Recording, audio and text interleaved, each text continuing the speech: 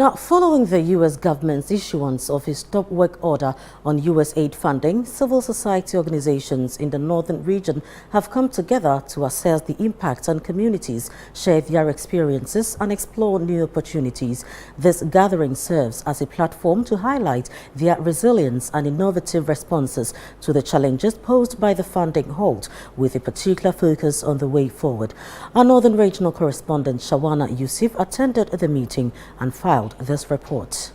CSOs are facing uncertainty, fearing that the progress they have made could be erased due to the abrupt funding halt. Stakeholders worried that without immediate intervention, the gains achieved so far may be lost. The directive to suspend all U.S. aid funding has left many organizations in turmoil, leading to job losses and other disruptions. Speaking to the executive director of NOSAC, Mohammed Awal Al-Hassan, he emphasized that Northern Ghana has been the largest beneficiary of U.S. aid funding, amounting to over $200 million. Northern Ghana is the biggest beneficiary of USAID interventions in Ghana. We have over $200 million interventions or investment, over 200 million US dollar investment in northern sector on programs like Trust to Peace, Accelerating Social and Behavior Change, Market System Resilient, Trust to Peace, Performance Accountability Activity. I think you can count even up to 11 of such interventions going on in northern region, addressing issues around agriculture, water and sanitation, education, and health.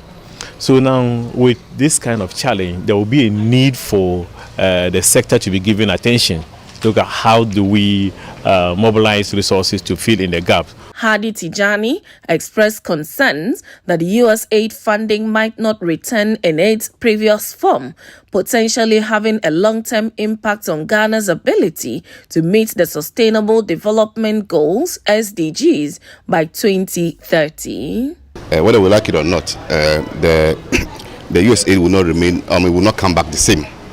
So it's important for countries, including Ghana, including their civil society, to work towards reorganizing and also looking at the whole issue of, looking at their development trajectory generally and how to reallocate resources to areas that they are doing well. They are not doing so well, to ensure that we meet the targets for our country in terms of the SDG goals that we have set. Despite these challenges, CSOs have commended the president for engaging with the finance minister on the issue.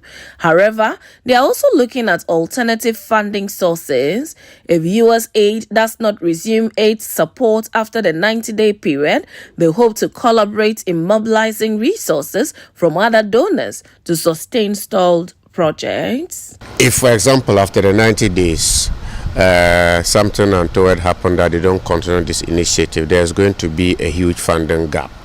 To answer your question, I think it's good that the president of the country has already discussed with the Minister of Finance to ensure that the loophole in the funding within the government side is dealt with. I think civil society organizations should also meet as a group of entities who are receiving funding from USAID to know what the implications are, and then see how they can mobilize resources either from Ghanaian philanthropic organizations, the corporate sector, the government, or other donors, so that we can deal with that particular challenge. CSOs operating in the northern region affected by the U.S. stop work order have convened to deliberate on the way forward with this order.